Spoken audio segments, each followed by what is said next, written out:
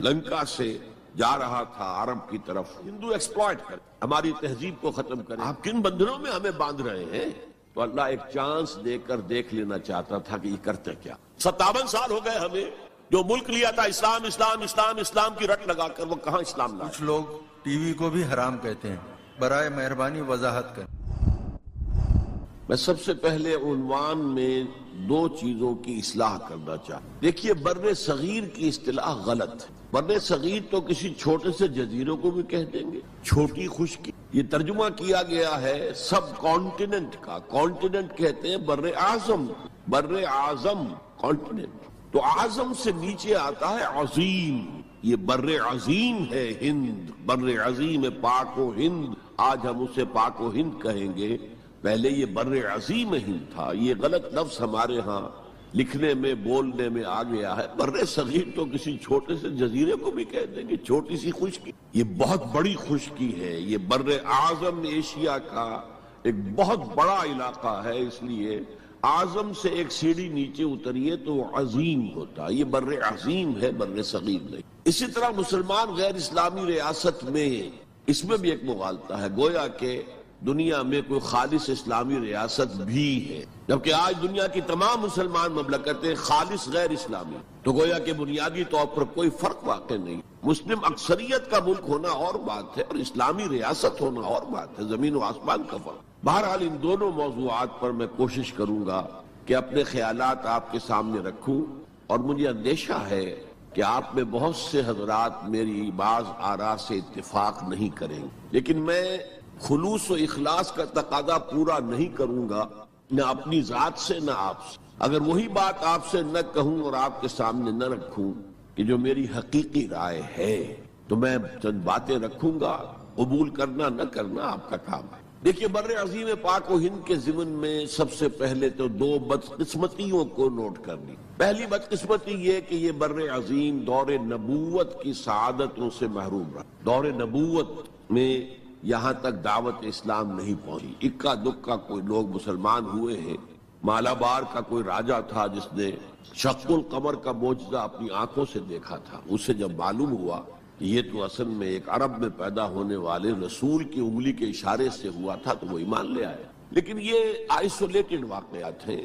بحیثیت مجموعی بر عظیم پاک و ہند دور نبوت کی برکات سے محروم، پھر یہ کہ دور خلافت راشدہ کی برکات سے بھی محروم۔ یہاں اسلام کسی قابل ذکر حیثیت میں آیا ہے دور بنی امیہ میں، وہ بھی کسی دعوت و تبلیغ کے مثبت مقصد کے لیے نہیں، بلکہ ایک انتقام اور بدلے کے لیے کہ کچھ مسلمان تاجروں کا ایک بحری قافلہ جو سرندیپ سے، لنکا سے جا رہا تھا عرب کی طرف، اسے یہاں کراچی کے قریب، اسے یہاں کے سندھی ڈاکوؤں نے لوٹ، اس پر مطالبہ آیا اسلامی مسلمان حکومت کی طرف سے۔ وہ ملوکیت تھی، اب وہ اسلامی حکومت اس معنی میں نہیں رہی تھی جس معنی میں کہ خلافت راشدہ اسلامی حکومت تھی، کہ جو قیدی ہیں تمہارے پاس رہا کرو اور کمپنسیٹ کرو جو بھی نقصان یہاں ان مسلمان تاجروں کا ہوا ہے۔ جب اس کے جواب میں بالکل منفی رد عمل موصول ہوا تو پھر چڑھائی کا فیصلہ گیا، گویا کہ یہ ایک سزا دینے کی ایک بہرحال اس وقت جو اسلام یہاں آیا تھا اس کے کریکٹرز اس اسلام سے کچھ مختلف تھے جو بعد میں یہاں آیا۔ وہ اسلام جو محمد ابن قاسم کی سرکردگی میں سندھ میں آیا اور سندھ سے آگے بڑھ کر ملتان، بلکہ موجودہ پاکستان کے تقریباً پورے نصف علاقے تک پہنچ گیا تھا، فٹ ہلز آف کشمیر تک، تو یہ اسلام خالص عربی اسلام، ملوکیت تو آ گئی تھی لیکن بدویت اور عربیت جو ہے اس کی چھاپ اس پر ابھی گہری، اور اس اسلام میں نہ ابھی فرقے تھے، نہ مسلک تھے، نہ حنفی، نہ مالکی، نہ شافعی، نہ حنبلی، نہ عقائد کے بارے میں بحثیں شروع ہوئی تھیں، علم کلام کی بحثیں ہوئی تھی، نہ ابھی یونانی فلسفے اور منطق کا حملہ ہوا تھا، ابھی کچھ نہیں تھا، سادہ اسلام۔ اسلام اپنی اصل سادگی پر برقرار، چنانچہ اس کی قوت تسخیر بڑی زبردست ثابت ہوئی، اور خاص طور پر محمد ابن قاسم جو نوجوان 17-18 برس کا نوجوان اور نہایت نیک اور پاک باز، سندھ کے ہندوؤں نے جو اپنی ایک روایت ہے کہ اس طرح کا آدمی تو کوئی اوتار ہی ہو سکتا ہے، فارسی میں بھی کہا جاتا ہے کہ در جوانی توبہ کردن شیوے پیغمبر است، جوانی کے اس عمر میں بھی کوئی شخص پاک زندگی گزار رہا ہو تو یہ تو پیغمبروں کا طریقہ ہے۔ اور ہندوستان میں تصور پیغمبروں کا نہیں تھا، اوتاروں کا تھا، تو اسے بھی ایک اوتار سمجھ کر اس کی مورتیاں تراش کر مندروں میں رکھ لی گئیں اور ان کو پوجا جانے لگا۔ یہی چیز اس کے لیے خطرے کا سبب بن گئی، کیونکہ اب بیک ہوم اسلام کا جو اصل گھر تھا عرب، اس میں ملوکیت آ چکی تھی، اور ملوکیت کبھی اسے برداشت نہیں کر سکتی کہ کوئی اور شخص اتنا پاپولر ہو جائے کہ اسے چیلنج کر سکے۔ لہذا محمد بن قاسم کو بلایا گیا اور شہید کر دیا گیا۔ اب اس کے بعد ظاہر بات ہے کہ وہ اسلام ریسیڈ کرنا شروع ہوا، واپس آنا شروع ہوا، اس کے کچھ اثرات اس علاقے میں رہ گئے، لیکن اسلام کی واپسی، یہ اسلام کا پہلا ورود تھا بر عظیم کی سرزمین پر۔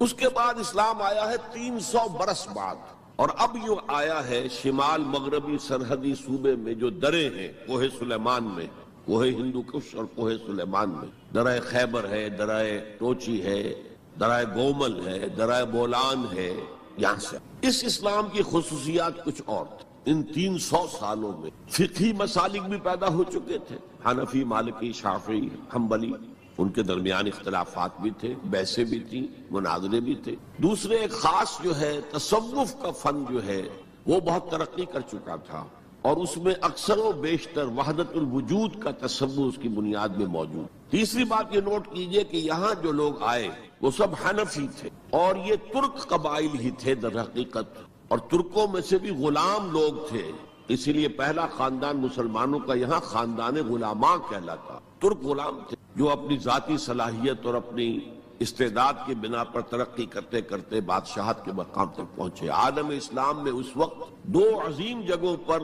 غلاموں کی حکومت تھی، اور اس سے اندازہ ہو سکتا ہے کہ اسلام میں غلاموں کا فیوچر کتنا روشن ہے۔ ممالک، مملوک، یہ مصر میں حکمران تھے، وہ بھی غلام تھے۔ خاندان غلامہ، قطب الدین ایبک، شمس الدین التتمش، یہ سب کون تھے؟ غلام تھے۔ بہرحال اب جو اسلام آیا اس میں قیادت کی ایک تسلیس پیدا ہو چکی تھی، توحیدی شان نہیں رہی۔ خلافت راشدہ میں قیادت توحیدی تھی، خلیفہ وقت ہی حاکم بھی تھے، خلیفہ وقت ہی مجتہد بھی تھے، عالم بھی تھے، اور وہی سب سے بڑے اللہ والے بھی تھے۔ لیکن اس کے بعد جو اسلام میں قیادت جو ہے مسلمانوں کی 3 شاخوں میں بٹ گئی۔ سیاسی قیادت وہ تو قبائلی عصبیت کی بنیاد پر قائم ہو رہی ہے، تو سیاست تو ہو گئی طاقت کے بل پر، جس کی لاٹھی اس کی بھینس۔ اس کے بعد جو اس دینی قیادت تھی وہ 2 حصوں میں منقسم ہو گئی، علمی قیادت، علماء، مفسرین، فقہاء، محدثین، اور ایک ہو گئی صوفیاء کی قیادت۔ تو یہ تھی کیفیت جس میں کہ بر عظیم پاک و ہند میں اسلام وارد ہوا ہے پہلے ورود کے 300 برس بعد۔ اب اس کے 500 برس کے بعد یہاں ایک اور ایلیمنٹ آیا، اور وہ تھا شیعیت کا۔ آپ کو معلوم ہے کہ سن 1000 عیسوی میں پاکستان کا جو علاقہ اس وقت کا ہے یہ عالم اسلام میں داخل ہو چکا تھا۔ شہاب الدین غوری وغیرہ کی حکومت وہاں تک تو تھی، البتہ دہلی پر 1206 میں تخت دہلی جو ہے مسلمانوں کا 1206 میں شروع ہوا۔ اس کے بعد ہم کہہ سکتے ہیں کہ 300 برس بعد یہاں پر یہ شیعیت آئی ہے، داخل ہوئی ہے، ورنہ اس سے پہلے خالص سنی اسلام تھا اور خالص حنفی۔ شیعیت کی وجہ سے جو کچھ بھی بعد میں اسلام کو یہاں پر اس تقسیم کی وجہ سے، شیعہ سنی اختلافات کی وجہ سے جو بہت بڑے بڑے نقصانات اٹھانے پڑے، ان میں سے مثلاً 2 کا میں تذکرہ کرنا چاہتا ہوں۔ ڈاکٹر امبیڈکر، انہوں نے فیصلہ کیا تھا میں مسلمان ہوں، گویا کہ یہاں کے اچھوتوں کا مسئلہ وہ اس طور سے حل کرنا چاہتے تھے کہ ہم این بلاک مسلمان ہوں، لیکن جب ان کے بارے میں معلوم ہوا تو پھر وہاں پہنچ گئے کچھ لوگ کہ آپ اس مسلک کو اختیار کریں یا اس کو کریں۔ وہ اسی حیث بحث میں پھر انہوں نے فیصلہ کیا کہ میں کوئی بھی نہیں اختیار کرتا، اگر کوئی ایک اسلام ہے ہی نہیں، اب میں ایک کو اختیار کرتا ہوں تو دوسرے سے میری مخاصمت ہو جائے گی، دوسرے کو اختیار کرتا ہوں تو پہلے سے ہو جائے گی۔ اب اگلا دور آیا، ہندوستان میں انگریز آ گئے۔ یہاں موجود بہت سے غیر مسلموں کو شاید میری باتیں اب کچھ ناگوار گزریں، لیکن کچھ حقائق ہیں جو تلخ ہیں لیکن حقائق ہیں، انہیں سمجھنا۔ انگریزوں نے یہاں آ کر حکومت چھینی سی مسلمانوں سے بیشتر۔ ویسے تو یہ کہ ہندو راجے مہاراجا بھی تھے، لیکن بیشتر علاقوں میں تو مسلمان حاکم تھے، لہذا انہوں نے مسلمانوں کو دبانا بہت ضروری سمجھا، اس لیے کہ جو سابق حاکم ہو ان میں ایسپیریشنز پیدا ہوتی رہتی ہیں کہ ہم تھے یہاں کے حاکم، کیوں نہ واپس حاصل کریں. بغاوت کے ان کے اندر جراثیم مسلسل پروان چڑھتے. مسلمانوں کو دبایا اور ہندوؤں کو اٹھایا. کیوں؟ کہ ہندوؤں کے لیے معاملہ صرف چینج آف ماسٹرز کا تھا، کوئی بڑا حادثہ تو نہیں تھا. پہلے مسلمانوں کے غلام تھے، اب انگریزوں کے غلام ہو گئے، اور اس اعتبار سے انگریز نے بھی انہیں قریب کیا اور ہندوؤں نے بھی مغربی علوم اور مغربی سائنسز کو پڑھنے میں بڑی سبقت کی. بنگال میں انگریز آیا، اور بنگال میں آپ کو معلوم ہے اکثر و بیشتر جو سائنسدان پیدا ہوئے جن کی کہ لکھی ہوئی ٹیکسٹ بکس جو ہے بہت عرصے تک استعمال ہوتی رہی ہندوستان میں. یہ کون تھے؟ چیٹرجی، بینرجی، سب کے سب بنگالی تھے. ایک اور بات یہ ہے کہ ہندو اپنے ماضی سے بہت دور آ چکے. ان کا ماضی عظمت والا، آخر اشوک کا دور بہت عظمت کا، چندر گپت موریہ کا دور بہت عظمت کا، وکرمادیتیہ کا دور بہت عظمت کا تھا، لیکن وہ اب بہت پیچھے جا چکے. تقریباً مسلمانوں کی آمد کی وجہ سے 1000 سال کا فصل واقع ہو. لہذا تہذیب و تمدن کے لیے بھی، جیسے کہ انہوں نے مسلمانوں کے زمانے میں فارسی پڑھی، فارسی پڑھتے تھے، کوڈ لینگویج فارسی ہے، جیسے کہ پھر بعد میں مسلمان اور ہندو اور سب نے انگریزی پڑھی.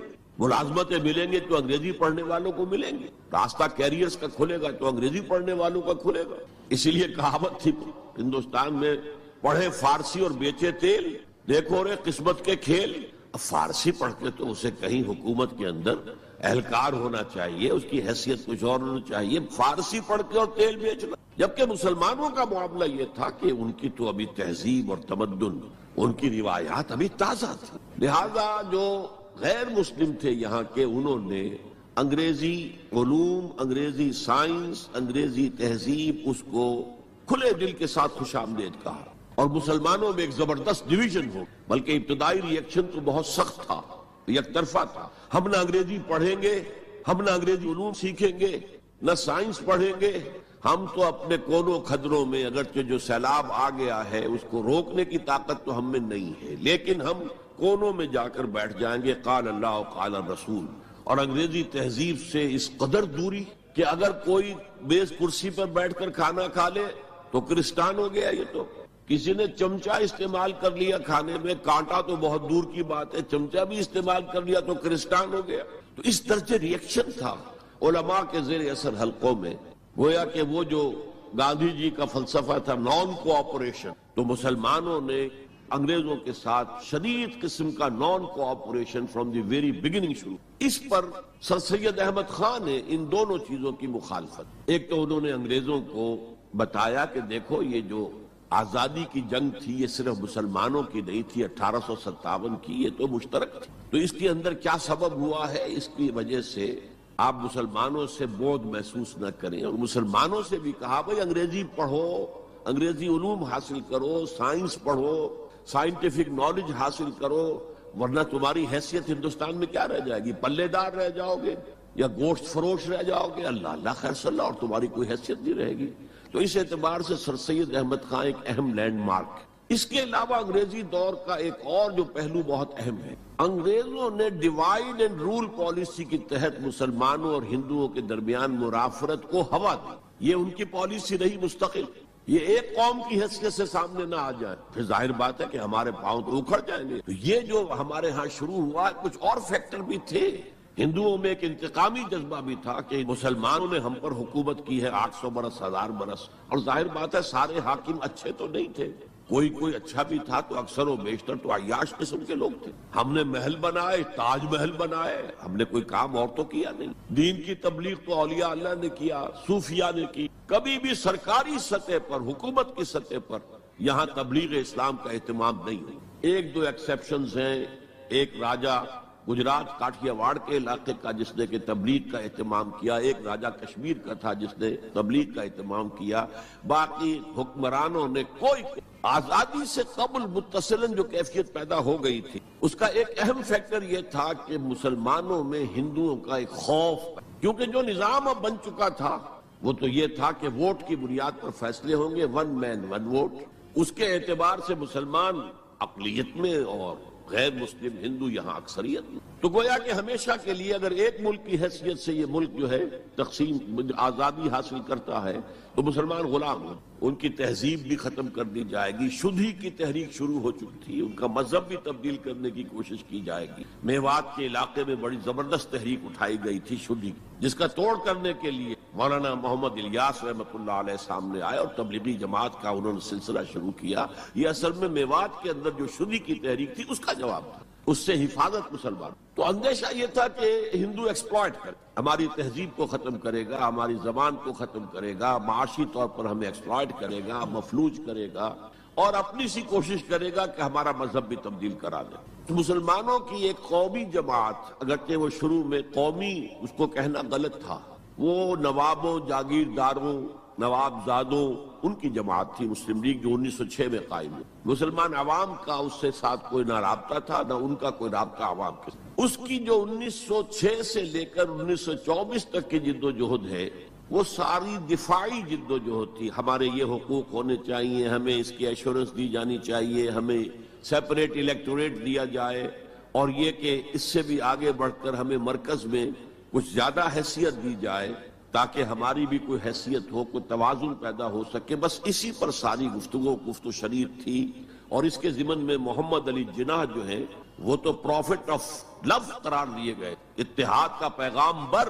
وہ 1906 میں تھے انڈیا میں موجود، مسلم لیگ میں شامل نہیں ہوئے تھے، کانگریس کے رکن تھے۔ اس کے بعد 1913 میں جا کر مسلم لیگ میں شامل ہوئے ہیں مولانا محمد علی جوہر کے کہنے پر، پھر بھی کانگریس کے رکن بھی رہے، مسلم لیگ کے رکن، اور انہوں نے حتی امکان کو کہ کوئی فارمولا ایسا بن جائے جس پہ کہ اتحاد ہو جائے اور ضمانت مل جائے کہ مسلمانوں کے ساتھ کوئی اس قسم کا سلوک نہیں کیا جائے گا کہ وہ بالکل یوں سمجھیے کہ ایک نیچے لگ کر رہ جائیں اور ان کی کوئی حیثیت نہ۔ لیکن وہ ناکام ہوئے، شدت کے ساتھ ناکام ہوئے، اور پھر اس درجے مایوس ہوئے کہ ہندوستان چھوڑ کر جا کر انگلستان میں بس گئے، اور وہاں انہوں نے اپنی لیگل پریکٹس شروع۔ ایس ایم اکرام صاحب جو ایک بڑے مصنف ہیں، آب کوثر، موج کوثر، روض کوثر کے جو مصنف ہیں، وہ اہم ترین کتابیں ہیں 3 مسلم انڈیا کی، political as well as cultural history, ثقافتی جو معاملہ ہے وہ بھی ساتھ ساتھ ہر دور میں کیا اس کا رنگ رہا ہے، اس کو بہت ہی سمجھیے ایک بڑے ماہرانہ انداز میں انہوں نے بہت عمدگی کے ساتھ مرتب۔ وہ اس وقت آکسفورڈ میں پڑھ رہے تھے، طالب علم تھے، نوجوان، وہ ملے محمد علی جناح سے۔ اس وقت تک ابھی وہ قائد اعظم کا تو خطاب انہیں نہیں ملا تھا، محمد علی جناح، اور ان سے کہا آپ ہندوستان چھوڑ کے کیوں آ گئے، ہندوستان کے مسلمانوں کو تو آپ کی ضرورت ہے۔ تو انہوں نے سخت الفاظ کہے تھے کہ ہندو ناقابل اصلاح ہے۔ یہ اس وقت کی ہندو قیادت پر ان کا تبصرہ تھا، اور مسلمانوں کا حال یہ ہے کہ ان کا کوئی لیڈر مجھ سے صبح جو بات کرتا ہے شام تک ڈپٹی کمشنر یا گورنر تک پہنچا دیتا ہے، تو ایسی قوم کی قیادت میں کیسے کروں؟ لیکن اصل میں ایک ٹرننگ فیکٹر آیا ہے، turning point in the history of Muslim league movement, and that was 1930۔ اس میں جو الہ آباد میں مسلم لیگ کا سیشن ہوا تھا، اس میں خطبہ صدارت دیا تھا علامہ اقبال۔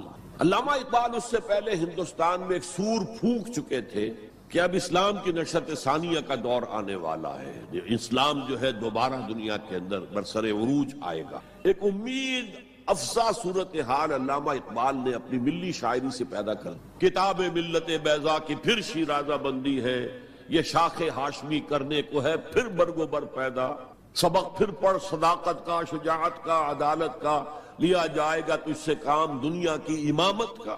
نوا پیرا ہو اے بلبل کے ہو تیرے ترنم سے، کبوتر کے تنے نازک میں شاہی کا جگر پیدا۔ اور ویسٹرن سویلائزیشن کو انہوں نے چیلنج کیا تھا، دیار مغرب کے رہنے والوں، خدا کی بستی دکان نہیں ہے، کھرا جسے تم سمجھ رہے ہو وہ اب ذرے کم عیار ہوگا، تمہاری تہذیب اپنے خنجر سے آپ ہی خودکشی کرے گی، جو شاخ نازک پہ آشیانہ بنے گا ناپائیدار۔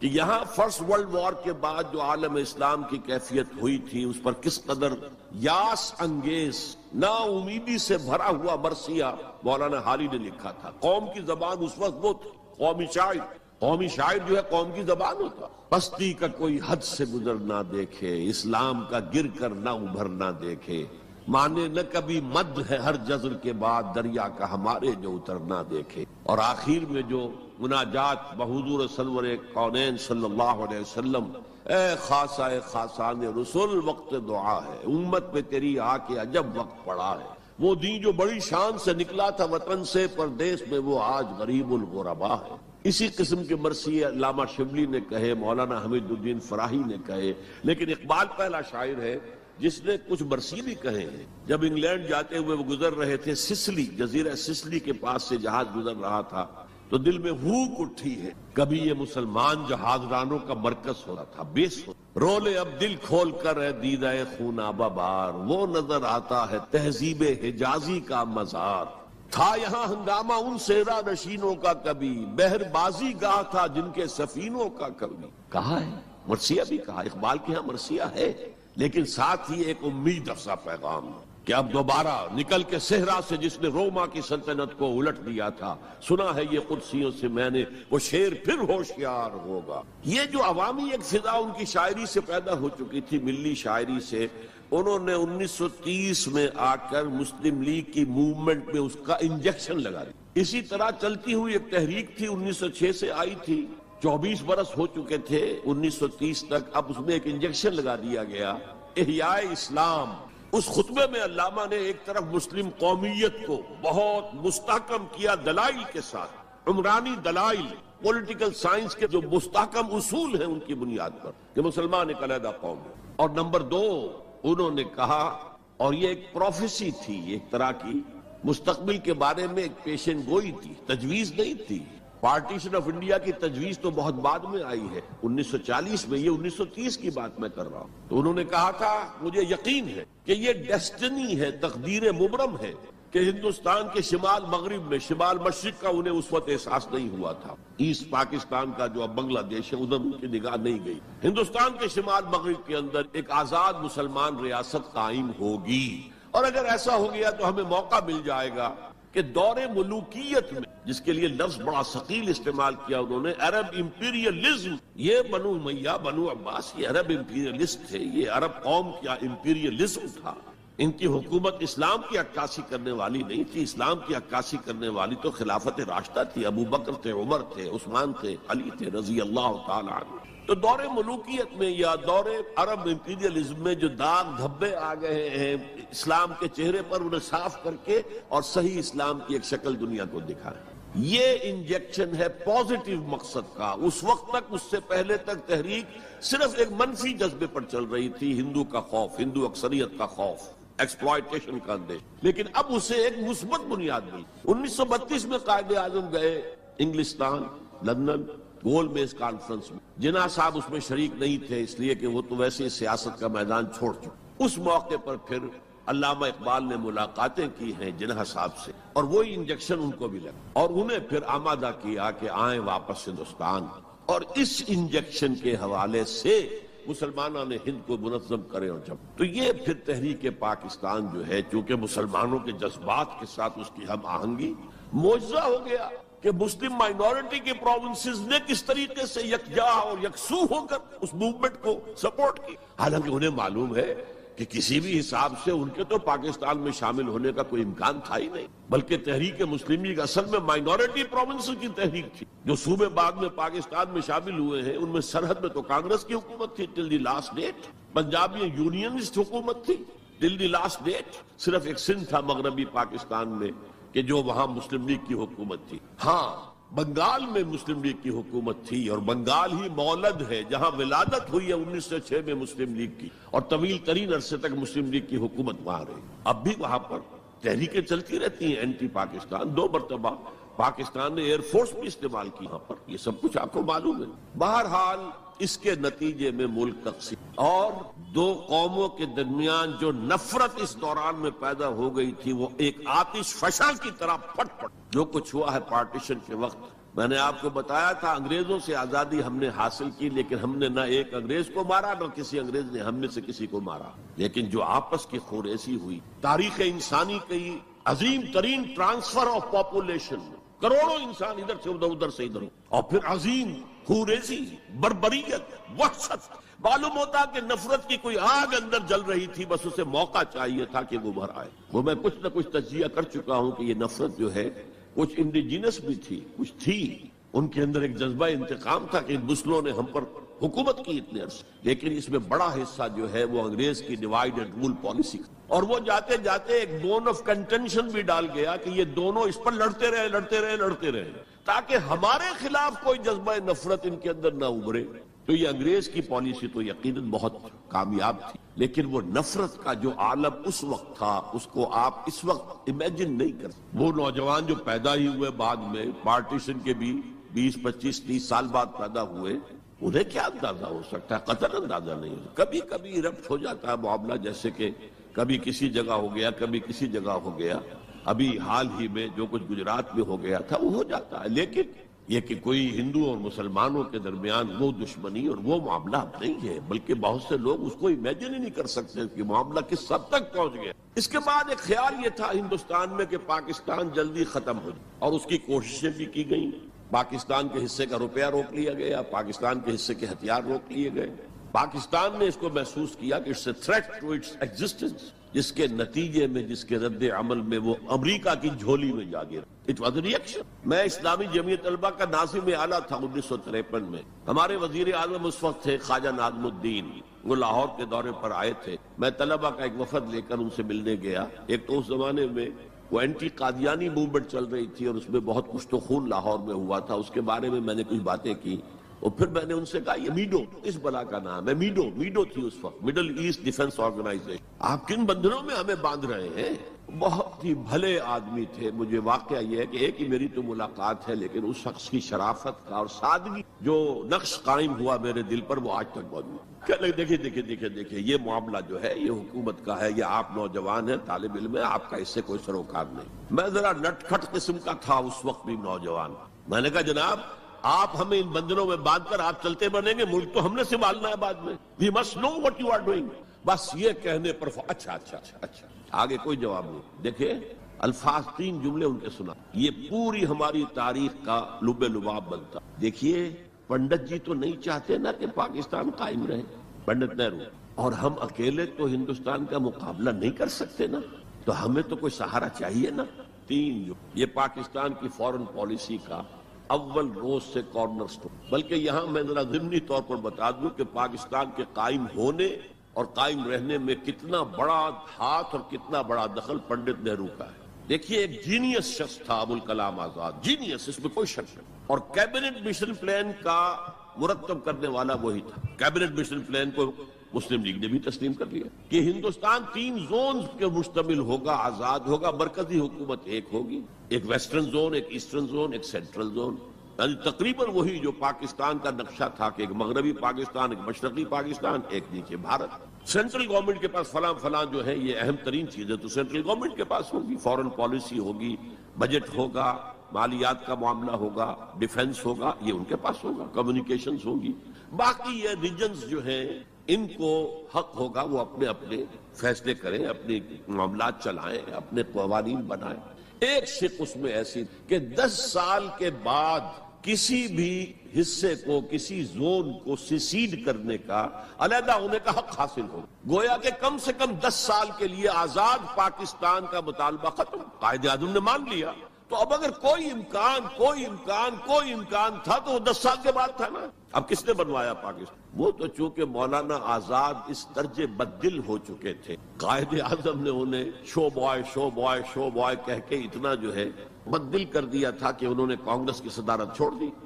تو کہا گیا ان سے آپ صدارت قبول کریں، نہیں، پنڈت جی ہو گئے صدر، اور پنڈت جی سے جب پوچھا گیا کیبنٹ مشن پلان کے بارے میں تو انہوں نے کہہ دیا ایک دفعہ ہندوستان آزاد ہو جائے پھر کون کسی کو علیحدہ ہونے دیتا ہے۔ بات تو سچی تھی، نکل جاتی ہے جس کے منہ سے سچی بات مستی میں، فقیہ مسئلہ بھی سے وہ رندے بادہ خار۔ اچھا بات تو سچی تھی لیکن کہنے کی نہیں تھی۔ اس پر فوراً قائد اعظم نے ریورس گیئر لگایا کہ اگر نیت یہ ہے تو پھر ہم نہیں مانتے، وی آر گوئنگ بیک۔ تو عالم واقعہ میں پاکستان کس نے بنوایا 1947؟ ہسٹری کا تجزیہ کیجئے، سمجھئے کہ یہ کچھ اللہ تعالیٰ کی مشیت تھی۔ تمام انسانوں کے دل حضور کی ایک حدیث کے مطابق اللہ کی 2 انگلیوں کے مابین ہوتے ہیں، وہ جدھر چاہتا پھیر دیتا۔ یہ اللہ کی حکمت تھی۔ اللہ چاہتا تھا کہ یہ مسلمانان ہند جو کہہ رہے ہیں اے اللہ ہمیں آزادی انگریز سے بھی دے، ہندو سے بھی دے، تیرے دین کا بول بالا کرے، تیرے نبی کا دین قائم کرے، تو اللہ ایک چانس دے کر دیکھ لینا چاہتا تھا کہ یہ کرتے کیا۔ حالانکہ لارڈ ماؤنٹ بیٹن کی تجویز تھی کہ 14 اگست کو انڈیا پہلے اس کی فریڈم ڈکلیئر ہو اور 15 کو پاکستان کی ہو، تاریخ بدل جاتی۔ یہاں کے پنڈتوں نے کہا کہ 14 جو ہے وہ منحوس دن ہے، لہذا انہوں نے کہا 15 تو 14 کو پاکستان اور وہ 27ویں شب تھی رمضان مبارک۔ یہ اصل میں ایسا ہی معاملہ ہے جیسے کہ مصر میں بنی اسرائیل نے حضرت موسیٰ سے کہا تھا کہ اے موسیٰ، تمہارے آنے سے پہلے بھی ہم پر تشدد ہوتا تھا اور ہمیں ہر طرح ستایا جاتا تھا، تمہارے آنے کے بعد بھی حال ہمارا تو وہی ہے، ہماری تو کوئی بھلائی نہیں ہو سکتی۔ تو حضرت موسیٰ کا ایک جواب جو ہے وہ وہاں پر منقول ہے،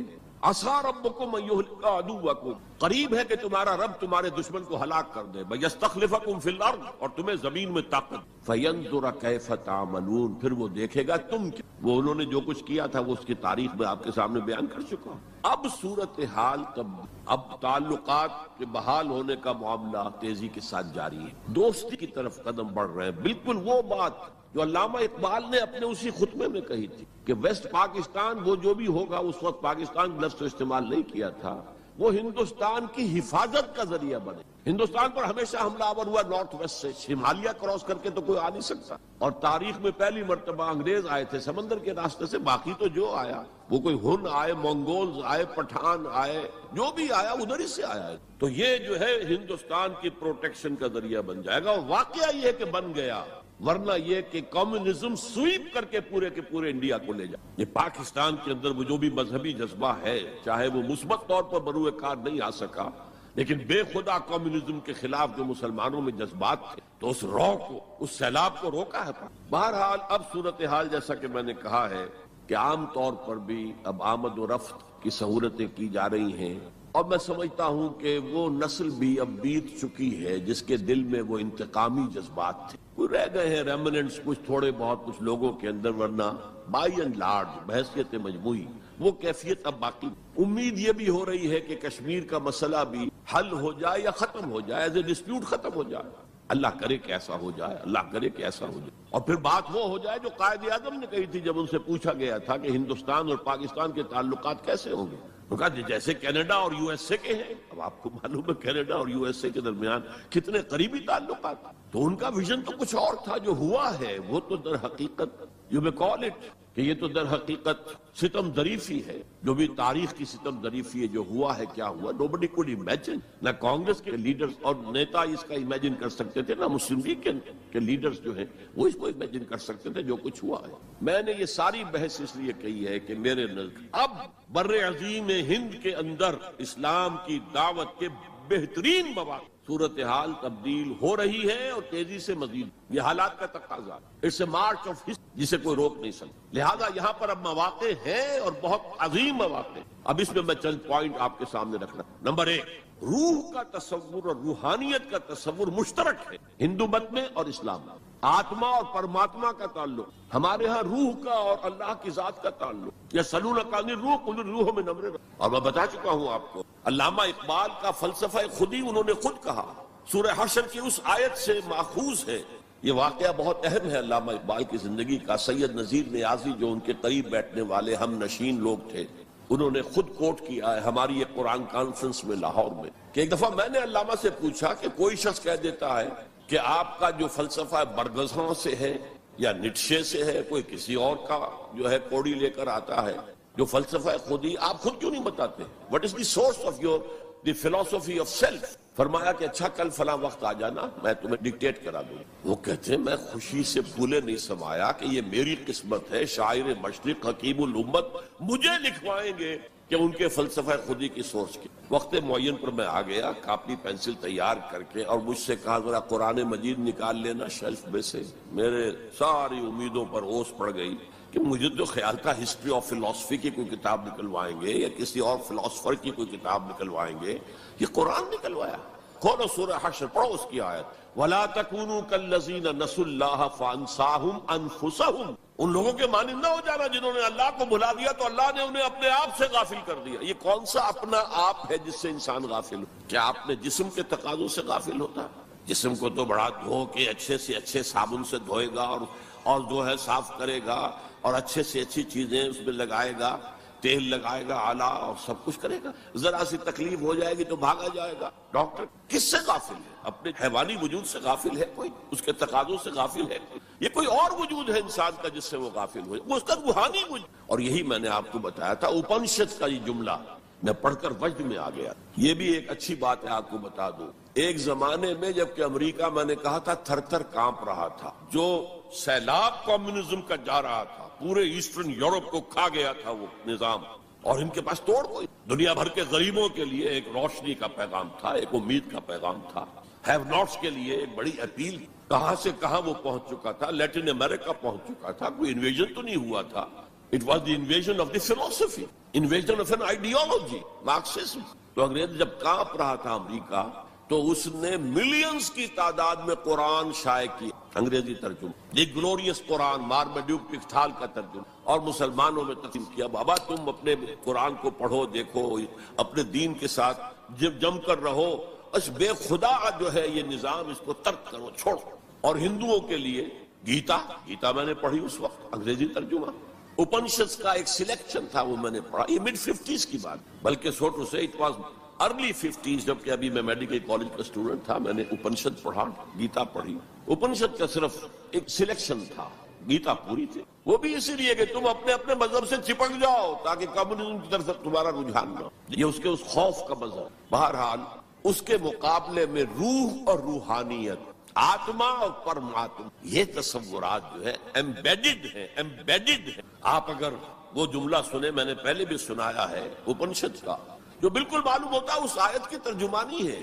Man in his ignorance identifies himself with the material sheets which encompasses real self. اس کی اصل خودی, اصل انا تو اندر کی ایک حقیقت ہے. اس کے گرد یہ گوشت پوشت کا کور چڑھا دیا گیا ہے. انسان اس کو سمجھتا ہے یہ میں ہوں, یہ میں نہیں ہوں. میں تو وہ خودی ہوں, وہ انا ہوں, وہ ایگو ہوں, وہ آتما ہوں جو اس شریر کے اندر ہے. یہ تصور جس قدر سٹرونگ ہے ہندو مت کے اندر, انہیرنٹ اسلام میں بھی, اور آج کی دنیا اسی کے خلاف تو جا رہی ہے. The world is world of matter only. What is beyond matter we don't care. Because وہ ہماری جو ہے حواس خمسہ کی گرفت میں آتا ہی نہیں. ہم اس کو کیسے سٹڈی کریں؟ ہم تو چیزوں کو دیکھتے ہیں, سنتے ہیں, چکھتے ہیں, چھوتے ہیں, سونگھتے ہیں, نتیجے نکالتے ہیں. تو یہ دنیا ورلڈ آف میٹر تو جو ہے ہمارا میدان ہے انکوائری کا, تفتیش کا, تحقیق کا.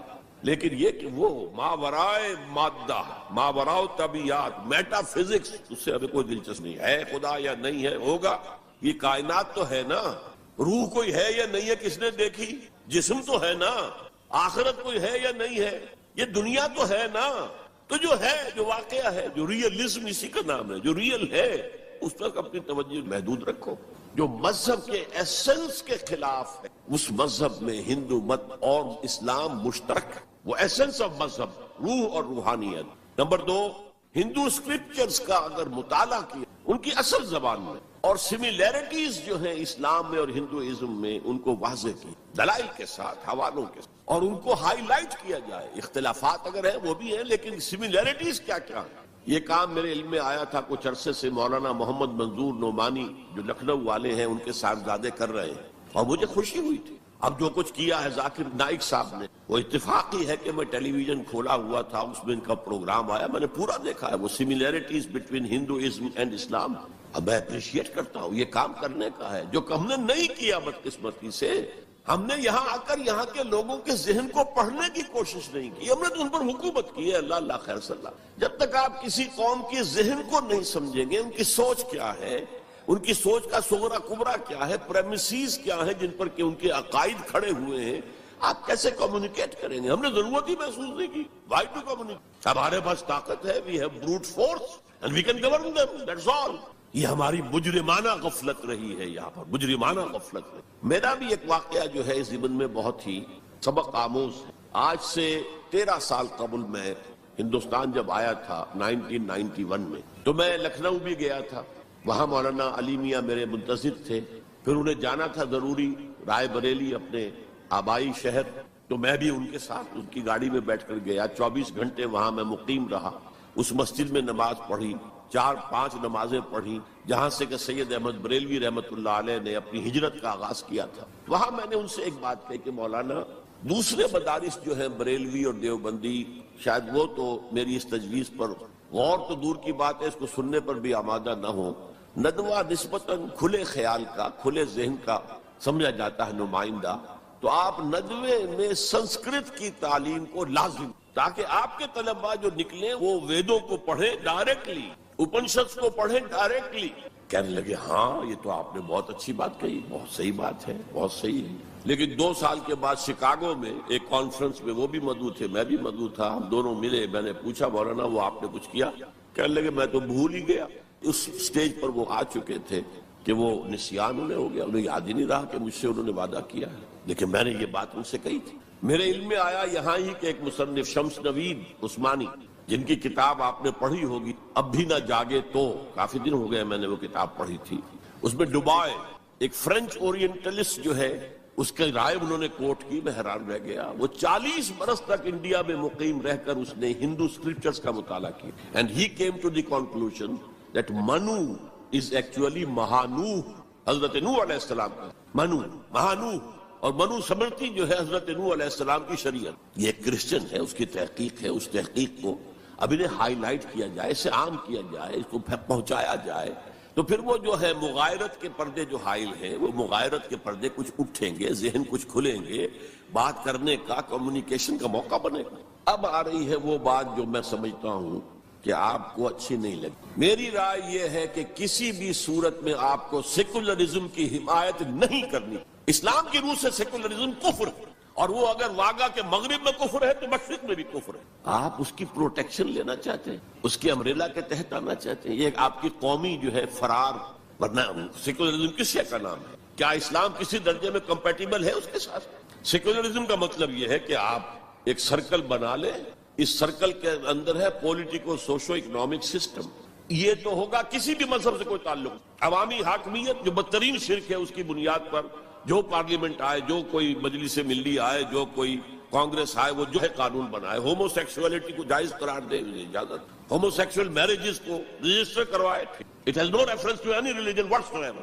ہاں اس سرکل کے پیری فری پر چھوٹے چھوٹے سرکل بنا دیجئے، یہ ہندو مت ہے، یہ اسلام ہے، یہ سکھ مت ہے، یہ بدھ مت ہے، یہ فلاں ہے، یہ کرسچینٹی ہے، یہ جوڈائزم ہے، یہ ہے تاؤزم ہے، یہ رہیں گے پیری فری۔ یہ انفرادی معاملہ ہے زندگی، اور اس میں آزادی ہے ہر ایک کو، جو چاہے بلیفز رکھے، ایک خدا کو مانے، 100 کو مانو، کسی کو نہ مانے، ٹھیک ہے، شہری تو ہے وہ، جس طرح چاہے پوجا پاٹ کرے، درخت کو پوجے، پتھروں کو پوجے، بتوں کو پوجے، ایک ان سین خدا کو پوجے، جس کو چاہے پوجے، سورج کو پوجے، چاند کو پوجے، سوشل کسٹم جو چاہے رکھے، بہرحال ہر ایک کا اپنا خیال ہے۔ ان چیزوں میں ہر شخص آزاد، لیکن یہ پولیٹیکل سسٹم، یہ کرمنل لا جو بھی ہے، پھر اکنامک سسٹم، سود، سیوا، سب جائز ہے۔ کسی مذہب کے حرام قرار دینے سے ان کو نہیں روکا جائے گا، کسی آسمانی ہدایت کو دلیل کے طور پہ تسلیم نہیں کیا جائے گا، چاہے وہ تورات ہو، چاہے قرآن ہو، چاہے کوئی اور آسمانی کتاب ہو، ہندوؤں کی کتابیں ہوں، وہ تسلیم نہیں کی جائیں گی۔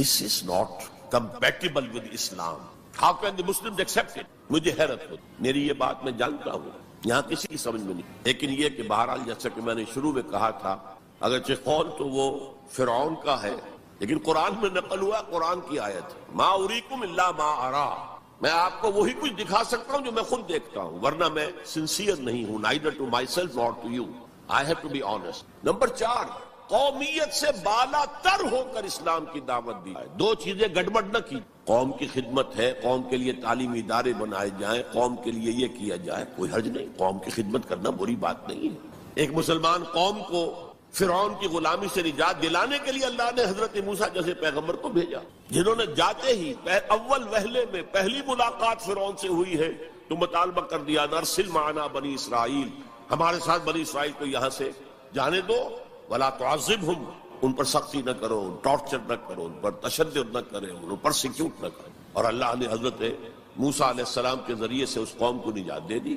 حالانکہ وہ قوم کیسی ناہنجار قوم تھی، جس نے جیسے ہی سمندر پار کیا ہے یا دریا پار کیا ہے، کچھ لوگوں کو دیکھا بتوں پر اعتکاف کر رہے ہیں بیٹھے ہوئے، کہا ہمارے لیے بھی ایسا بنا دو تاکہ توجہ کا ارتکاز ہم کر سکیں۔ حضرت موسیٰ نے ڈانٹا، اللہ نے تمہیں کتنی عظمت عطا کی ہے، جو شرک کی دلدلوں سے، کیچڑ سے تمہیں نکالا ہے، اور تم چاہتے ہو دوبارہ اسی کے اندر پھنس جانا۔ وہی ہے جو قدم قدم پر جھگڑتے تھے حضرت موسیٰ سے، تم نے مروا دیا ہمیں لا کے یہاں صحرا میں، اس سے تو وہاں بہتر تھے، ہم کھانے پینے کو تو ملتا تھا نا۔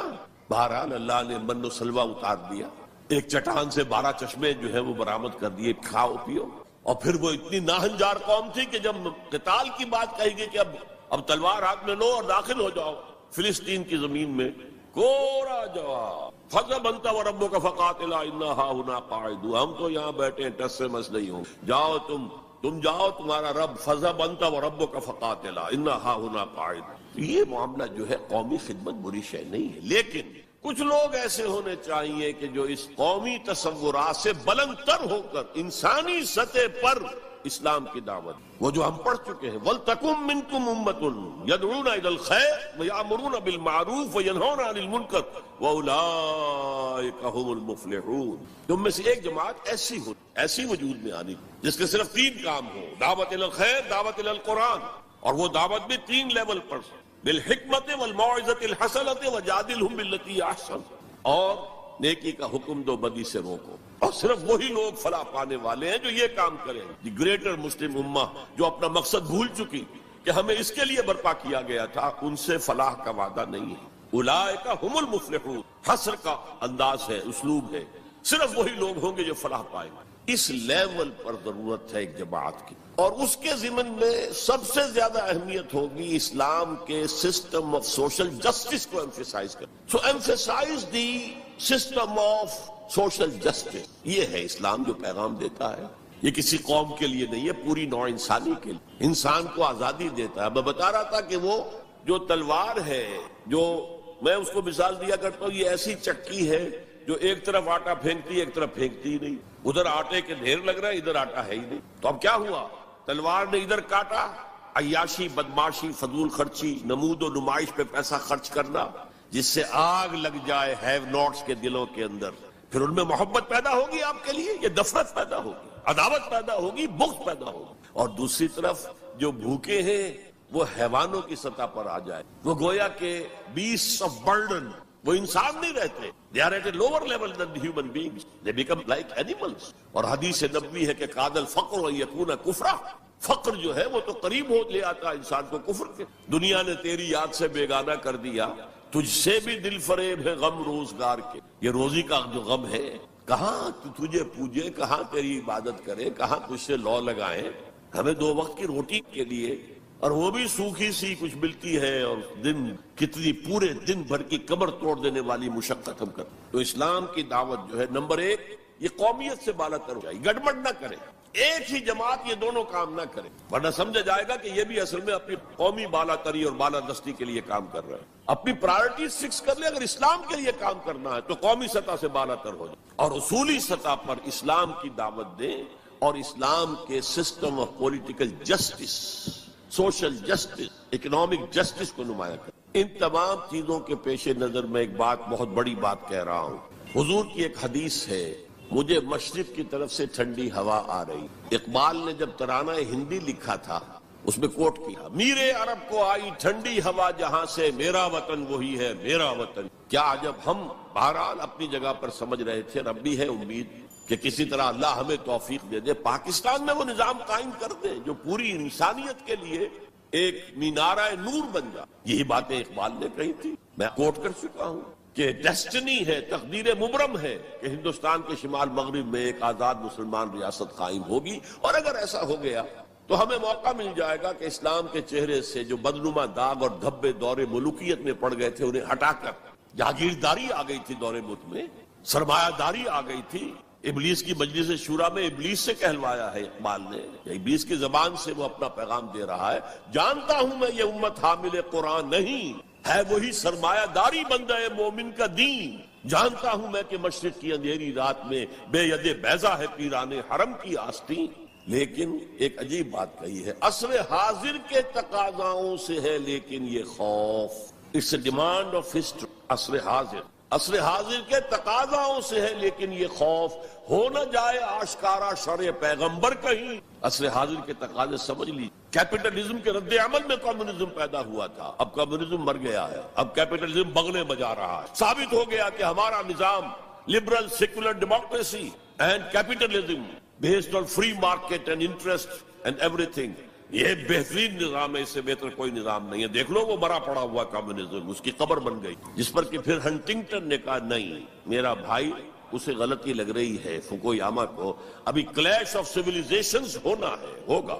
بہرحال یہ جو نوید تھی کہ آئے گی ٹھنڈی ہوا، ایک خیال یہ ہے، اب بھی ہے، شاید حالات جس نہج پر جا رہے ہیں شاید پاکستان اور افغانستان مل کر وہ جگہ بن جائے کہ جہاں پر اسلام کا نظام پورا کا پورا the politico socio economic system نافذ۔ فیکٹس آن دی گراؤنڈز کے اعتبار سے کوئی آثار نہیں ہے، لیکن there can be some divine, کوئی ایسا شکل پیدا ہو جائے اللہ کی طرف سے۔ میں اس سے مایوس نہیں ہوں، ابھی بالکل مایوس، اگرچہ تاحال ہم فیل ہو گئے اس میں، ہم تو وہی نظام جو انگریز چھوڑ کر گیا تھا جو کا تو لے کر جا رہے ہیں۔ آپ بہت بہتر اس سے رہے اس اعتبار سے کہ آپ نے جاگیرداری کو تو ختم کر دیا۔ ہمارے ہاں تو جاگیردار مسلط ہے، اور جہاں جاگیردار مسلط ہوگا اور 70% آبادی جو ہے وہ دیہی ہے، گاؤں کی ہے، جاگیرداروں کے انگوٹھے تلے ہے، وہاں سیاست کیا ہوگی؟ سیاست جو ہے وہاں پر it's the musical chair game of the jagirdars and lords, اور کچھ بھی نہیں۔ بہرحال اللہ کرے کہ یہ اس بر عظیم سے، پاکستان بھی آخر اسی بر عظیم کا ایک حصہ تھا،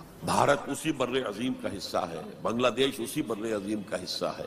میں وہاں بھی گیا تھا تو میں نے کہا تھا کہ آپ یہاں نظام خلافت قائم کریں۔ وہاں خلافت اندولن ایک بڑی تحریک بھی اٹھی۔ حافظ جی حضور کا نام آپ نے سنا ہوگا، بہت بڑے پیر تھے وہاں کے، جنہوں نے ایک موومنٹ شروع کی تھی کہ خلافت کا نظام قائم کیا۔ لیکن یہ ہے کہ کیا عجب کہ ہندوستان کی قسمت میں ہوئی۔ شمس نوید عثمانی صاحب نے جو بات کہی ہے وہ قابل غور یقیناً ہے، اگرچہ مجھے پڑھے ہوئے اس کتاب کو بہت دن ہو گئے ہیں، لیکن مجھے امید ہے کہ جو بات میں کہنے چلا ہوں وہ ان کی طرف غلط منسوب نہیں ہوگی، لفظی طور پر کوئی غلطی ہو سکتی ہے۔ انہوں نے یہ لکھا تھا کہ امت مسلمہ کی قیادت پہلے ملی ہے سامی النسل لوگوں، یہ میں آپ کو بتا چکا ہوں۔ First rise of the Muslim امہ، then the first fall of the Muslim Ummah, then the second rise of Muslim Ummah, then the second fall of Muslim Ummah, just as the first rise of Bani Israel, and then the first fall, and then the second rise, and then the second fall. The first rise of the Muslim Ummah was under the leadership of the Arabs. Who are these Arabs? Sami, Semitic. اگرچہ Europe میں Semitic کا لفظ استعمال ہوتا ہے یہودیوں کے لیے صرف، وہ بھی سامی ہے، عرب بھی سامی النسل ہے۔ جب صلح کرائی تھی اور بغل گیر کروایا تھا کلنٹن نے شاہ حسین کو، اور اس وقت شامیر تھا یا کون تھا جو بھی وزیر تھا اسرائیل کا، بغل گیر ہو گئے، تو اس نے کہا تھا یو آر کزنس، بھائی تم ایک ہی باپ کے بیٹے ہو نا، یہ عرب اسماعیل کے بیٹے ہیں، ان کی اولاد ہے، اور جو جیوز ہیں وہ حضرت اسحاق کی اولاد ہے، حضرت اسحاق کے بیٹے حضرت یعقوب، ان کے 12 بیٹے، ان سے 12 نسلیں، 12 قبیلے جو ہیں بنی اسرائیل کے، تو یو آر کزنس۔ تو سامی النسل، پہلی قیادت سامی، حضرت سام، یہ بیٹے تھے حضرت نوح کے۔ Second rise of the Muslim ummah was under the leadership of the Turks, they are the progeny of Yafis علیہ السلام، انہی کے بیٹوں میں گوگ اور میگوگ کا نام بھی آیا ہے تورات میں، جوج اور ماجوج۔ وہ اصل میں سینٹرل ایشیا کے ماؤنٹینز کو کراس کر کے تو شمالی جو میدان چلتا ہے رشیا وغیرہ کا، اور پھر نیچے وہ منگولیا اور چائنا کے ساتھ، اور ادھر ویسٹ میں پھر وہ اسکینڈینیوین کنٹریز سے ہو کر ادھر سے اتر کر لوگ جو آئے ہیں اینگلو سیکسنز، انگلستان میں آئے ہیں یا اور یورپ کے حصے میں آئے ہیں، یہ سب نسل ہے یافس کی۔ تیسری نسل ہے حام، اس میں یہ انڈو گریک اینڈ ایرانی ایرین، سب سے بڑی تعداد ان ایرینز کی کہاں ہے، یہ حام کی نسل سے ہے۔ اور شمس نوید عثمانی نے لکھا تھا کہ اب جو اسلام کی اور امت مسلمہ کی قیادت ہے وہ حام کی نسل کو منتقل ہوگی۔ دی تھرڈ رائز آف اسلام، جس پر میں حدیثیں آپ کو سنا چکا ہوں، ہونا ہے، وہ تقدیر مبرم ہے، پوری دنیا پر اسلام کا غلبہ ہو کر رہے گا۔ علامہ اقبال نے کس خوبصورتی سے کہا ہے، ہر کو جا بینی جہان رنگ و بو، تم جہاں کہیں بھی رنگ و بو کا مظہر دیکھتے ہو، خوشنمائی، خوشبو، اچھی بات، اعلیٰ قدریں، ہر کجا بینی جہان رنگ و بو، زاں کے از وہ آیت آرزو، جس سے کہ آرزو پیدا ہوتی، امنگ پیدا ہوتی، یا نور مصطفیٰ اورا بہاس، یا ہنوز اندر تلاش مصطفیٰ، یا تو حضرت محمد مصطفیٰ صلی اللہ علیہ وسلم سے وہ نور مستعار لی۔ یورپ کی ساری ترقی ہوئی ہے قرآن کے اس اصول کی بنیاد پر کہ توہمات کو چھوڑو، ولا تخف ما لیس لک بہ علم ان السمع والبصر والفؤاد کل اولئک کان عنہ مسئولا، حقائق پر نظر جو ہے وہ جماؤ، اور جسے کہتے ہیں استقرائی منطق۔ ایک لاجک جو ہے وہ ہے ڈیڈکٹیو لاجک، ایک ہے انڈکٹیو لاجک، انڈکشن، استقراء کا آغاز دنیا میں کرنے والا قرآن ہے۔ کھول آنکھ، زمین دیکھ، فلک دیکھ، فضا دیکھ، مشرق سے ابھرتے ہوئے سورج کو ذرا دیکھ، ان فی خلق السماوات والارض واختلاف اللیل والنہار والفلک التي تجری فی البحر بما ينفع الناس وما انزل اللہ من السماء من ماء فاحیا به الارض بعد موتها وبث فیہا من کل دابۃ وتصریف الرياح والسحاب المسخر بین السماء والارض لآیات لقوم یعقلون. یہ پوری کائنات اللہ کے سائنس، اللہ کی علامات، اللہ کی آیات سے بھری ہوئی. یہ سارا نقطہ نظر ہے جس نے سائنس کو بنیاد بنایا ہے، سائنس کو کہ اوپر توجہ مرتب. اور یہ اصل میں پہلے بھی کہہ چکا ہوں، غرناطہ، تولیتلا جو ٹولیڈو کہلاتا ہے، قرطبہ جو آج کورڈووا کہلاتا ہے، غرناطہ جو آج گرناڈا کہلاتا ہے، اس کی یونیورسٹیوں سے پڑھنے کے لیے آتے تھے. یہ فرانس کے لوگ چلے آ رہے ہیں، یہ جرمنی کے نوجوان چلے آ رہے ہیں، یہ اٹلی سے آ رہے ہیں. انہی کے زیر اثر رینائسنس ہوا، احیاء العلوم، فلسفہ اور سائنس دونوں کی طرف جو ہے توجہ ہوئی. اور انہی کے زیر اثر اصلاح مذہب، ریفارمیشن، جسے کہ یہودیوں نے ایک خاص ٹرم دے دیا. یہ ایک علیحدہ موضوع ہے، اس وقت میری گفتگو کا موضوع یہ نہیں ہے. بہرحال ہو سکتا ہے کہ ہندوستان ہی وہ جگہ بن جائے. یہ ہے وہ 5 نکات جس کی بنا پر میں کہتا ہوں کہ اس وقت ہندوستان میں، بھارت اور بر عظیم پاک و ہند میں اسلام کی دعوت کے امکانات بہت بڑے. ہم فائدہ نہ اٹھائیں یہ ہمارا جرم ہوگا، اللہ کے ہاں ہم اکاؤنٹیبل ہوں. اب آج کے موضوع کے دوسرے حصے پر مسلمان غیر اسلامی ریاست. میں نے عرض کیا تھا کہ اس عنوان سے شاید یہ گمان ہوتا ہے کہ کوئی ملک، شاید پاکستان کو آپ سمجھ رہے ہیں کہ وہ اسلامی ریاست ہے.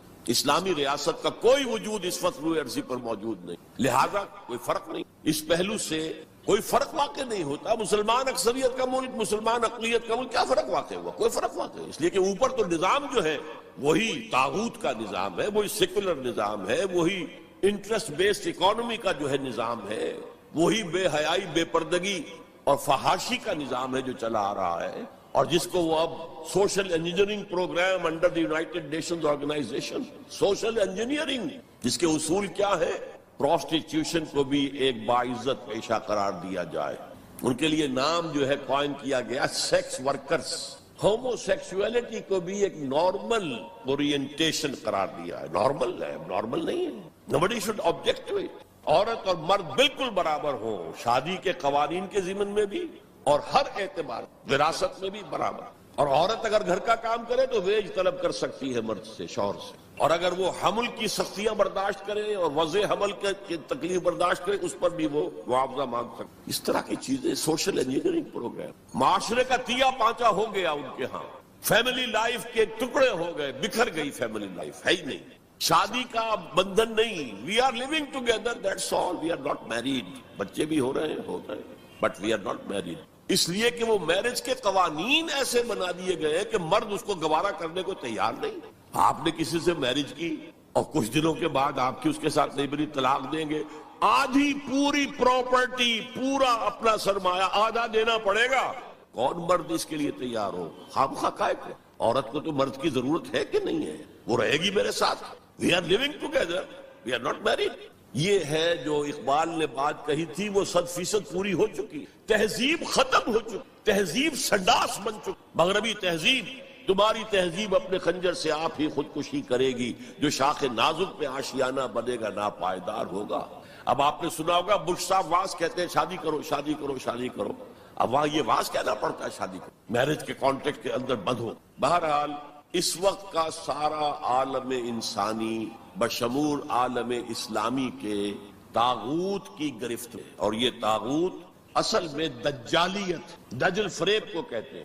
اللہ کی ذات کے اوپر اس کائنات کا پردہ آ گیا ہے. ہم اس کائنات کو پوج رہے ہیں، کائنات کو پڑھ رہے ہیں، سیکھ رہے ہیں، سمجھ رہے ہیں، خدا کو بھول گئے. حیات اخروی پر حیات دنیاوی نے پردہ ڈال دی. دجل اصل زندگی وہ ہے، اسے بھول گئے ہیں اور اس زندگی میں مگن ہے، گم ہے. کافر کی یہ پہچان کے آفاق میں گم ہے اور مومن کی یہ پہچان کے گم اس میں ہے آفاق. یہ سارا نظام دجالیت کا اور پورے عالم اسلام پر یہ حاوی ہے، مسلط ہے. کوئی ایک ملک بھی اس سے بچا ہوا. اس پس منظر میں دیکھیے، اسلام ایک اصولی انقلابی دعوت ہے. بدلو اس نظام کو، بدلو اس نظام. یہ جتنا کام مشکل پاکستان میں اتنا ہی یہاں ہے. کیا فرق ہے؟ 57 سال ہو گئے ہمیں جو ملک لیا تھا اسلام اسلام اسلام اسلام کی رٹ لگا کر، وہ کہاں اسلام لایا؟ مسجدیں عالی شان بنا دی ہیں، ٹھیک ہے، لیکن اس کے علاوہ کیا؟ کہاں اسلام؟ کہاں اسلام کا سیاسی نظام؟ کہاں اسلام کا معاشی نظام؟ کہاں اسلام کا معاشرتی نظام؟ مخلوط معاشرہ ہے۔ صدر ضیاء الحق نے جب پی آئی اے کو ڈرائی کیا، شراب اس میں سرو کرنی بند کر، ورنہ پہلے انٹرنیشنل فلائٹس میں شراب سرو ہو جاتی، لیکن اس نے بند کی۔ میں نے کہا، اور میں اس زمانے میں ان سے کچھ قریب تھا، میں نے کہا آپ نے بڑا اچھا کام کیا، دنیا تو یہی کہے گی کہ دقیانوسی آدمی ہے، یہ کیا کر رہا ہے، لیکن میں نے کہا آپ نے ایک چیز جو حرام ہے وہ تو بند کر دی ہے، دوسری چیز یہ ایئر ہاسٹسز جو جاتی ہیں، یہ کون سی شریعت کی روح سے جائز ہے؟ آپ حج پر نہیں جانے دیتے مسلمان عورت کو محرم کے بغیر، حالانکہ عام طور پر ادھیڑ عمر کی عورتیں، بڑی عمر کی عورتیں جاتی ہیں حج کے لیے، محرم کے بغیر نہیں جائے گی، نہ عمرے پر جائے گی۔ اور یہ جوان لڑکیاں جو جا رہی ہیں، ان میں کے ساتھ کون سا محرم ہوتا ہے؟ چپ، خاموش، کوئی جواب نہیں۔ میں نے کہا کیا کھانے اور ناشتے کی ٹرے جو ہے وہ مرد نہیں رکھ سکتے آگے؟ یہ ہے ہمارا طرز عمل کہ اسلام کی کوئی ایک چیز قبول، سر پر، سر آنکھوں پر، اور دوسری چیز جو ہے پاؤں تلے رون دی جائے، جس کی سزا ہمیں مل رہی ہے، الا خزی فی الحیات الدنیا ویوم القیامت یردون الی اشد العذاب۔ تو اب میں نے عرض کیا، کوئی ملک ہو، اقلیت میں مسلمان ہو، اکثریت میں ہو، کوئی فرق واقع نہیں ہو، ہر جگہ پر اسلام کو ایک اصولی انقلابی دعوت کی حیثیت سے۔ نمبر 3، اکثریت اقلیت کا مسئلہ تو اس سے حل ہوتا ہے کہ ہمارے لیے اسوہ کامل ہے محمد رسول اللہ کی ذات مبارکہ۔ وہ تو اکیلے تھے جب انہوں نے کام شروع کیا تھا۔ آپ کی اہلیہ حضرت خدیجہ رضی اللہ تعالی عنہ، آپ کے دوست پرانے ابو بکر رضی اللہ تعالی عنہ، آپ کے چچا بھائی جو آپ ہی کے زیر تربیت تھے وہی رہ رہے تھے، چونکہ ان کے والد ابو طالب بہت غریب تھے، لہذا حضور نے انہیں اپنے پاس رکھا ہوا تھا، ان کے اوپر سے بوجھ کم کر، اور آپ کا وہ بیٹا، منہ بولا بیٹا جو غلام تھا، اسے آزاد کر کے بیٹا بنا لیا۔ یہ 4 تھے، 1+4 5، اور 10 سال کی محنت شاقہ، دن رات کی محنت، اور یہ محنت کرنے والا کون؟ محمد صلی اللہ علیہ وسلم، جس کے کردار کے اوپر کہیں کوئی چھینٹ بھی نہیں ہے، داغ دھبا تو بڑی بات ہے، بمشکل 100-125 آدمی ساتھ آئے، تو آپ اس اسوے پر چلیں، آپ کو 100 بھی نہ ملے کوئی پرواہ نہیں، کیا جب کس وقت اللہ تعالیٰ دھارے کا رخ موڑ دے، لوگوں کی توجہ ہو جائے، لیکن اصول وہی ہے، دعوت وہی ہے، اور نمبر 3 میتھڈالوجی وہی ہے۔ Don't borrow the methodologies from the movements of this era. جمہوریت کے ذریعے سے کچھ ہو جائے اور کوئی دہشت گردی کے ذریعے سے کہیں اسلام آ جائے، these are not the methodologies of Muhammad صلی اللہ علیہ وسلم۔ الیکشن میں حصہ لینے سے سوال ہی پیدا نہیں ہوتا، الیکشنز ہوتے ہیں کسی نظام کو چلانے کے لیے، نہ کہ کسی نظام کو بدلنے کے لیے۔ اگر امریکہ میں کمیونسٹ ہو اور ہیں، اب بھی ہیں، تو کیا وہ الیکشن لڑیں گے؟ وہ تو انقلاب برپا کریں گے، کلاس کانشسنس پیدا کریں گے، ہیوز اور ہیو ناٹس کے درمیان ایک مغایرت پیدا کریں گے، پھر وہ ہیو ناٹس کو آرگنائز کریں گے، اور اگر آرگنائزیشن مضبوط ہو جائے تو سم ہاؤ اور دی ادر، بائی ہک اور by crook, they will change the system۔ انتخابات کے ذریعے سے سسٹم چینج نہیں، تو میتھڈالوجی آف محمد صلی اللہ علیہ وسلم، that is the must، we have to follow it۔ اس میں کس حد تک کامیابی ہو، حضور صلی اللہ علیہ وسلم ایک لائف سپین میں آپ نے سارا کام کر دی، 10 برس میں تو بمشکل 125 آدمی ہاتھ آیا تھا، اور اگلے 10 برس میں ٹوٹل ریولوشن کمپلیٹ ہو۔ آئندہ یہ کبھی نہیں ہو سکے گا، maybe we have to take generation, 3-4 generation میں جا کر بات پوری، لیکن میتھڈالوجی وہی رہے، ٹائم فیکٹر جو ہے وہ بڑھ جائے گا، اور یہ عمل یقیناً کافی عرصے سے شروع ہو چکا، وہ احساس میں آپ کے سامنے رکھ چکا ہوں۔ وہ احساس اب امت مسلمہ میں بڑے وسیع پیمانے پر ہے کہ اسلام صرف مذہب نہیں، دین ہے، دین اپنا غلبہ چاہتا، دین تو ہوتا ہی دین تب ہے جب کہ وہ غالب ہو، دین مغلوب ہو گیا تو مذہب ہو گیا۔ اس اعتبار سے یہ احساس اب کافی بڑے حلقے کے اندر موجود ہے۔ البتہ میتھڈالوجی کے بارے میں امت مسلمہ بھٹک رہی ہے ادھر سے ادھر۔ اقبال نے جو شعر کہا تھا کہ نشان راہ دکھاتے تھے جو ستاروں کو، ترس گئے ہیں کسی مرد راہ داں کے۔ اللہ کا شکر ہے، میں اللہ کا شکر ادا کرتے ہوئے کہہ رہا ہوں، اور کسی خود ستائی کے جذبے کے بغیر کہہ رہا ہوں، اللہ نے مجھ پر سیرت محمدی صلی اللہ علیہ وسلم کو کھول دی۔ جیسے میں نے پرسوں کہا تھا کہ ایک حدیث نے تاریخ کے ایک بہت بڑے صندوق کو میرے لیے کھول دی، لَيَأْتِيَنَّ عَلَىٰ أُمَّتِي مَا أَتَىٰ عَلَىٰ بَنِي إِسْرَائِيلَ حَسْبَ النَّعْلِ بِالنَّعْلِ۔ میری امت پر بھی وہ سارے حالات وارد ہو کر رہیں گے جو بنی اسرائیل پہ ہوئے تھے، بالکل ایسے جیسے ایک جوڑے کی 2 جوتیاں ایک دوسرے کے مشابہ ہوتی۔ اسی طرح اللہ تعالیٰ نے سیرت النبی کو مجھ پر کھولا، میں نے اس کا انالیسس کیا، تجزیہ کیا، اور اس سے انفر کیا ہے، اور چیلنج کرتا ہوں، the process of a true revolution can be deduced can be inferred only from the seerah of Muhammad sallallahu alaihi wasallam. اس کی وجہ کیا ہے؟ تاریخ انسانی کے باقی سارے انقلاب جزوی تھے. فرینچ ریولوشن میں صرف سیاسی نظام بدلا اور کچھ بھی نہیں بدلا. عقائد وہی رہے، اخلاق وہی رہے، معاشی نظام وہی رہا جو پہلے تھا، صرف سیاسی نظام بدلا. بولشوک ریولوشن میں معاشی نظام بدلا، باقی معاشرہ وہی تھا، سوشل ویلیوز وہی تھیں، وہی عیسائیت جو کی تو قائم تھی. صرف ایک ریولوشن ہے پوری ہیومن ہسٹری میں جس نے ٹوٹل چینج کیا. عقیدے بدل گئے، اخلاق بدل گئے، صبح و شام کے انداز بدل گئے، شب و روز کے نقشے بدل گئے، نظام بدل گیا، سیاسی نظام، نیا سیاسی نظام. میں آپ کو بتا چکا ہوں the historical role of Islam پر ایم این رائے کی کتاب پڑھیے اسے. اچھا، اور یہ تاریخی انقلاب، عظیم ترین انقلاب تاریخ کا، یہ ایک لائف سپین میں مکمل ہو گیا. فرینچ ریولوشن کے لیے فکر دینے والے روسو، والٹیئر وغیرہ 20 جو ہے صاحب قلم تھے. ان کا ایکچوئل انقلاب برپا کرنے میں کوئی حصہ نہیں. They were men of the letters, desk workers تھے، بیٹھ کر لکھ سکتے تھے، میدان میں آ کر لیڈ نہیں کر سکتے. یہی وجہ ہے کہ فرینچ ریولوشن بڑا بلڈی ریولوشن، بہت خون بہا، فساد، ہنگامہ. There was no leader, leader less mob. ایک فکر تو آ گیا لیکن موب تو بالکل لیڈر لیس تھا. بولشوک ریولوشن کے اندر میں نے بتایا آپ کو، اس کا فکر دینے والے مارکس اور اینجلز، وہ تو جرمنی میں بیٹھ کر کتاب لکھی ہے اور وہ تکمیل اس کی ہے داس کیپیٹال کی انگلستان کے اندر. انگلستان میں آج تک وہ انقلاب نہیں آیا. یہ بولشوکس نے رشیا کے اندر اور عین وقت کے اوپر آ کر لینن نے اس کی قیادت سنبھال لی، ہائی جیک کیا. ادروائز دی بولشوکس ور مور امپورٹنٹ. بہرحال یہاں یہ ہے کہ ایک شخص ہے، وہ ایک شخص سے دعوت شروع کر رہا ہے، تنکا لا کر اپنا گھونسلہ بنا رہا ہے، اور پھر وہی شخص جو اسٹریٹ پریچر تھا وہی آرمیز لیڈ کر رہا ہے. تو methodology of a revolution can be deduced only, the only source if you want to know what is the methodology of a true revolution, the only source is the seerah of Muhammad sallallahu alaihi wasallam. اور جیسا کہ میں نے آپ کو بتایا تھا حدیث نبوی کہ حضور نے 5 ادوار گنوائے تھے اپنے دور سے لے کر دور نبوت، دور خلافت علی منہاج النبوہ، جسے ہم خلافت راشدہ کہتے ہیں. حدیث میں لفظ ہے خلافہ علی منہاج النبوہ، نبوت کے نقش قدم پر خلافت. پھر تیسری کاٹ کھانے والی ملوکیت، چوتھی غلامی والی ملوکیت، جبکہ انگریزوں کے غلام ہو گئے، فرانسیسیوں کے غلام ہو گئے، اطالویوں کے غلام ہو گئے، اسپینیئرز کے غلام ہو گئے، ڈچ کے غلام ہو گئے، پورچوگیز کے غلام ہو گئے. اور اس کے بعد آپ نے فرمایا پھر خلافت علی منہاج النبوت کا دور آئے گا. اور اس کے ضمن میں امام مالک رحمۃ اللہ علیہ کا ایک بڑا ذری قول ہے، لن يصلح آخر هذه الامہ الا بما صلح به اول. اس امت کے آخری حصے کی، آخری حصہ کون سا ہوگا؟ خلافت علی منہاج النبوہ.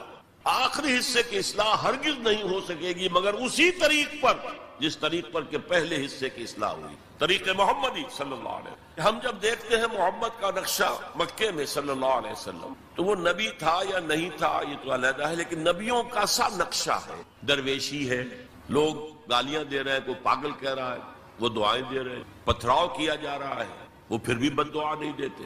درویشی، دعوت، تبلیغ. جیسے مسیح کبھی وہاں گئے واس کر رہے، کبھی وہاں گئے واس کر رہے، کبھی وہاں گئے واس کر رہے، ایسے حضور اسٹریٹ پریچنگ بھی کر رہے ہیں. جو میلے ہوتے تھے، بازار لگتے تھے، ان میں جا کے تبلیغ کرتے تھے، تقریریں کرتے تھے. تو یہ نقشہ تو ہے، نقشہ یہ تو ہے. وہ تھے یا نہیں تھے اس کو چھوڑ دو، لیکن یہ نقشہ جو ہے نبیوں کا ہے. But here he fled. اور ان کے کہنے کے مطابق ہی had to run away, to flee. They call it the flight to Medina. ہجرت نہیں کہتے ہو، فلائٹ، فرار. لیکن اب مدینے میں جا کر تو absolutely new Muhammad comes in our eyes. He is the commander of army. He is a statesman. He is the ruler of a government. He is a statesman.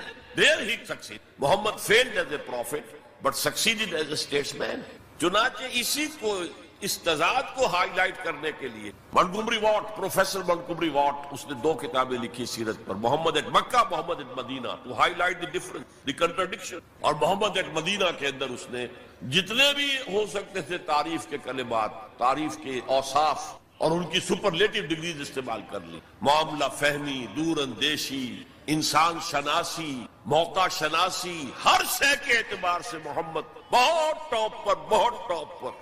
کتنی بڑی بات کی جاتے ہی یہودیوں کو جکڑ لیا ایک معاہدے کے اندر، میثاق مدینہ کے اندر. تو اس کی ساری تعریف کرتے، اس لیے مسلمان بھی دھوکہ کھاتے کہ یہ تو حضور کا بہت تعریف کرنے والا ہے. جنرل ضیاء الحق صاحب نے ہمارے ہاں جب سیرت کے جلسے شروع کیے تھے تو جو مرکزی جلسہ سیرت کا اسلام آباد میں شروع کیا تھا اس میں اس کو بلایا تھا ایز اسپیکر، حالانکہ وہ اصل میں 2 کتابوں کے ذریعے یہ کنٹرڈکشن کو ہائی لائٹ کر رہا ہے کہ محمد مدینے والا کچھ اور ہے، مکے والا کچھ اور ہے صلی اللہ علیہ وسلم۔ بہرحال میں نے اس میں استعداد کو رفع کی کہ یہ ایک ریولوشنری پروسیس کے مختلف تقاضے ہیں، مختلف سٹیجز ہیں، اور ان کے اندر بڑی حکمت ہے۔ یہ کتاب میں نہیں کہہ سکتا یہاں ہے یا نہیں ہے، بہرحال امید ہے کہ اب کچھ نہ کچھ حالات جس طرف جا رہے ہیں تعلقات کی بحالی پر، تو کتابوں کا آنا جانا جو ہے آسان ہو جائے گا۔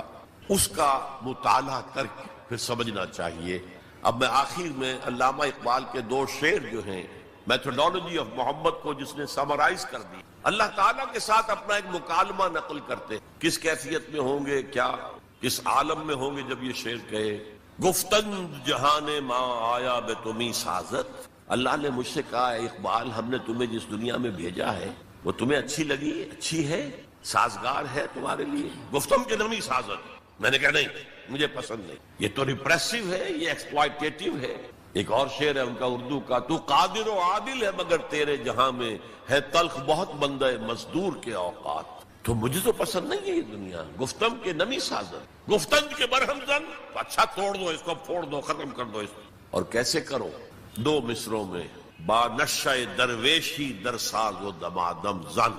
پہلا مرحلہ درویشی کا ہے، دعوت کا ہے، تبلیغ کا ہے، تمہیں جو کہا جائے، پاگل کہا جائے، مجنون کہا جائے، شاعر کہا جائے، ساحر کہا جائے، مسحور، سنو اور برداشت کرو، برداشت۔ مار کھانی پڑتی ہے، کھاؤ، پتھرا ہوتا ہے، سہو اپنے جسم میں اثر پر۔ بانش درویشی در ساز و دمادم، بدھ مت کے بھکشو بن جاؤ، لیکن کیوں پختہ شوی، جب پختہ ہو جاؤ، تیار ہو جاؤ، معتدب تعداد میں لوگ تمہیں مل جائیں، وہ منظم ہوں، وہ سم و طاعت کی پابندی کرتے ہوں، وہ اپنے وجود پر اپنے گھر میں اسلام نافذ کر چکے ہوں، اگر یہ طاقت حاصل ہو جائے، جو پختہ شوی خود را بر سلطنت جم زن، تو اپنے آپ کو سلطنت جم کے ساتھ ٹکرا دو۔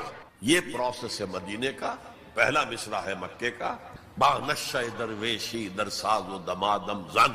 کرو محنت درویشی کے ساتھ، کیے جاؤ for 13 long years it was درویشی۔ صحابہ کو منع کر دیا گیا تھا، تم کوئی جواب نہیں دو گے، no retaliation, no raising of hands even in self defense۔ با نشہ درویشی در ساز و دمادم زن، کیوں پختہ شوی خود را بر سلطنت جم زن۔ اب تمہیں اس اللہ کی حکومت قائم کرنی، سلطنت جم سے ٹکرا جاؤ، توڑ پھوڑ دو، برہم زن، توڑ پھوڑ کر رکھ دو اس غلط نظام۔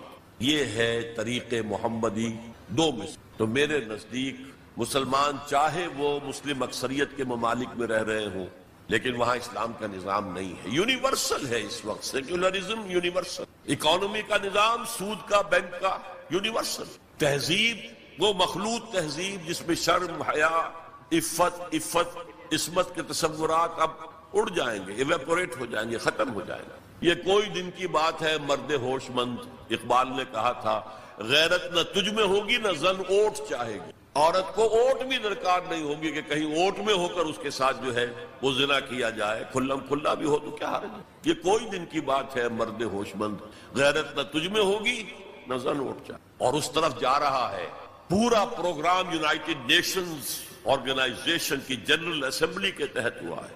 پہلے کانفرنس ہوئی تھی قاہرہ میں، کائرو، پھر ہوئی بیجنگ، دونوں طرف سے ایشیا کو جکڑنے کے لیے، اس لیے کہ ابھی ایشیا میں اور خصوصاً مسلمان ممالک میں اور یقیناً ہندوستان میں بھی فیملی سٹرکچر ابھی مضبوط ہے، ابھی بزرگوں کا کچھ ادب ہے، لحاظ ہے، والدین کی خدمت ہے، ابھی شرم اور حیا کے کچھ اثرات ہیں، اگرچہ ہمارا ایلیٹ طبقہ جا چکا، مغربی رنگ کے اندر رنگا جا چکا ہے، لیکن یہ کہ ہیں۔ اور اس کو توڑنے کے لیے ادھر کائرو کانفرنس، ادھر بیجنگ کانفرنس، پھر Beijing +5 conference under the auspices of United Nations organization, اور اس کا فیصلہ کیا ہے؟ Social engineering program. اب اس پورے سوشل سٹرکچر کو توڑ کر ایک نیا سٹرکچر لانا ہے، عمارت کو گرا کر نئی عمارت بنانی۔ گفت رومی ہر بنائے کوہنا کا باداں کنن، تو نہ دانی اولا تعمیر را ویرا کرن۔ گفت رومی نے کہا ہے کہ جو بھی کوئی بنائے کوہنا ہے، پرانا نظام ہے، اس کو اگر آپ تلپٹ کرنا چاہتے ہیں، کوئی اور نیا نظام لانا چاہتے ہیں، تو پہلے نظام کو گرانا پڑے گا، پہلی عمارت کو گرانا پڑے گا۔ تو یہ سوشل سٹرکچر جو ٹوٹ پھوٹ چکا ہے ویسٹ میں، اب وہ چاہتے ہیں کہ ایسٹ میں بھی ٹوٹ۔ بہرحال ہمیں جو اصل موضوع تھا، مسلمان غیر اسلامی ریاست میں، مسلمان ایک داعی امت کا نام ہے، یہ قوم نہیں ہے، امت ہے، ہم مقصد لوگوں کا مجموعہ۔ وَلْتَكُن مِّنكُمْ أُمَّةٌ يَدْعُونَ إِلَى الْخَيْرِ وَيَأْمُرُونَ بِالْمَعْرُوفِ وَيَنْهَوْنَ عَنِ الْمُنكَرِ، داعی بن کر کھڑے ہوں، اور یہ دعوت ریولوشن اورینٹڈ ہونی چاہیے، نظام کو بدلنے کی تیاری کرنے والی دعوت، کہیں بھی ہو، مسلم مائنورٹی کنٹری میں ہو، مسلم میجورٹی کنٹری، یہاں تک کہ چاہے اکیلا ہو کوئی شخص دنیا کے اندر کسی ملک میں، he has to do it، اگر وہ مسلمان ہے، بلکہ صحیح معنی میں اگر وہ بندہ مومن ہے۔ اقول قولی ھذا واستغفر اللہ لی ولکم ولسائر المسلمین والمسلمات۔ سوال و جواب کے سیشن کی طرف چل رہا ہوں۔ پہلا سوال محمد عادل ہیں۔ What are the rights of a non-Muslim in a Muslim state? Kindly explain the concept of jizya۔ یہ بڑا اچھا سوال ہے۔ میں مسلم اسٹیٹ کا تو نہیں کہتا، اس لیے کہ وہ تو آج کل اس سے سیکولر نظاموں پر چل رہے ہیں، ایکول سٹیزن شمار ہوتے ہیں، لیکن اسلامک اسٹیٹ میں یہ ہے کہ نان مسلم ول بی مائنورٹیز۔ جیسے میں نے کہا، یہاں مسلمانوں کو مائنورٹی اسٹیٹس اپنے لیے قبول کر لینا، کیونکہ آپ نے ایک علیحدہ قوم ہونے کے مطالبے پر اور دعوے پر آپ نے، یہ تو ہندوؤں کے لیے تو بھارت ماتا اتنا ہی متبرک تھا جتنا کہ گو ماتا، آپ نے اس کے ٹکڑے کرا دیے، اور اس میں بڑا ہاتھ آپ لوگوں کا ہے، آپ کے آباء و اجداد کا ہے، ہندوستان کے رہنے والوں کا۔ مسلم لیگ کی قیادت بیسیکلی مائنورٹی پروونسز۔ بہرحال ایک اسلامی ریاست میں غیر مسلم اگرچہ ایکول سٹیزن نہیں ہوگا، پروٹیکٹڈ مائنورٹی، یہ پروٹیکشن جو ہے اسی کے لیے لفظ ذمہ ہے، ذمہ داری آپ بولتے ہیں اردو۔ اسلامی ریاست کی ذمہ داری ہوگی اس کی پروٹیکشن، اسے پوری مذہبی آزادی حاصل ہو، اس کی عبادت گاہوں کی حفاظت مسجدوں سے زیادہ کی جائے گی۔ یہ سورہ حج کی ایک آیت ہے، لَهُدِّمَ الصَّوَامِعُ وَبِيعٌ وَصَلَوَاتٌ وَمَسَاجِدُ يُذْكَرُ فِيهَا اسْمُ اللَّهِ كَثِيرًا۔ اگر اللہ تعالیٰ دنیا میں کسی قوم کو دوسری قوم کے ذریعے دفع نہ کرتا رہتا، جب کوئی قوم گل سڑ جاتی ہے تو اسے ہٹاتا ہے، کسی کے ذریعے سے تباہ کر دیتا۔ اگر ایسا نہ ہوتا تو یہ سارے گرجے، راہب گھر اور یہودیوں کی یہ ساری سولوتا، سینیگوگز اور مسجدیں سب ختم ہو جاتی، برباد ہو جاتی، تباہی ہو جاتی۔ تو مسجدوں کا ذکر بعد میں آ رہا، چرچز کا، راہب خانوں کا، خانقاہوں کا اور جیوش سینیگوگز کا پہلے ہو رہا۔ اسی طرح انہیں پوری اجازت ہوگی کہ وہ اپنی نیکسٹ جنریشن کو اپنی جو تعلیم دینا چاہیں دیں، انہیں پرسنل لا مکمل اختیار حاصل ہوگا، شادی بیاہ جس طرح چاہیں کر، طلاق یا سیپریشن کی شکل رکھنا چاہیں نہ رکھنا چاہیں یہ ان کا معاملہ ہے، یہاں تک کہ انہیریٹنس لا بھی ان کا اپنا ہوگا۔ پھر ان کے لیے تمام مواقع ہوں گے، وہ سرکاری ملازمتوں میں جائیں، وہ کاروبار کریں، وہ پروفیشنز کے اندر انٹر ہوں، اس کا حاصل کریں اور پریکٹس کریں۔ البتہ بس دو چیزیں نہیں، ایک لیجسلیٹو پروسیس میں ان کو ایسوسیٹ نہیں کیا جائے گا، ان کی اسمبلی علیحدہ ہو، وہ اپنے ووٹوں سے منتخب کریں تاکہ اپنے مسائل پر حکومت سے گفتگو کر سکیں، معلوم ہو حکومت کو کہ یہ نمائندے ہیں اس کمیونٹی کے، تو ان سے بات کریں۔ لیکن یہ ہے کہ جو مین لیجسلیٹو اسمبلی ہوگی اس میں نہیں آئے گا غیر مسلم، اس لیے کہ قانون سازی کے لیے وہاں سورس کیا ہے؟ قرآن اور سنت۔ دے بلیو ان neither، نہ قرآن کو مانتے ہیں نہ رسول کو مانتے ہیں کہ اس کی سنت کی کوئی حیثیت ہے، تو اس ایبسولوٹلی لاجیکل۔ اور دوسرا یہ کہ جو ریاست کے ہائیسٹ لیول کی پالیسی میکنگ ہوگی اس میں ایسوسیٹ نہیں کیا جائے گا، کیونکہ اسلامک اسٹیٹ کی ہائیسٹ پالیسی کیا ہوگی؟ To propagate Islam, to export the Islamic revolution, and from a non Muslim we can't expect to subscribe to this object. دو چیزیں ہیں یہ جن میں باقی وہ فوجی ملازمت ان پر لازم نہیں ہوگی، مسلمانوں پر لازم ہوگی، جب چاہیں گے مسلمان جو ہے ان کو لے آیا جائے گا، ان پر نہیں ہوگی، وہ چاہیں تو شامل ہو، نہ چاہیں تو نہیں، ان پر جبر نہیں ہوگا۔ جزیہ اصل میں اسی کی جزا ہے، جزیہ بنا جزا سے، یہ ٹیکس ہے۔ مسلمان زکوٰۃ دے گا 2.5% دے گا اپنی ٹوٹل جو بھی اس کا، اس کے اوپر اس کو 2.5% دینا۔ یہاں انڈیویجول جو ہے غیر مسلم ان پر ٹیکس، تو ہم اس وقت جو ریاستیں سیکولر ہیں ہم سب جزیہ دے رہے ہیں، ٹیکس دے رہے ہیں کہ نہیں دے رہے ہیں؟ تو یہ اصل میں جزا ہے۔ تو ایک تو ذمہ کا لفظ گالی بنا دیا گیا، حالانکہ ذمہ کے معنی ہے جن کی پروٹیکشن کی ذمہ داری اسلامی حکومت لیتی ہے، اور نمبر 2 جزیہ جو ٹیکس ہے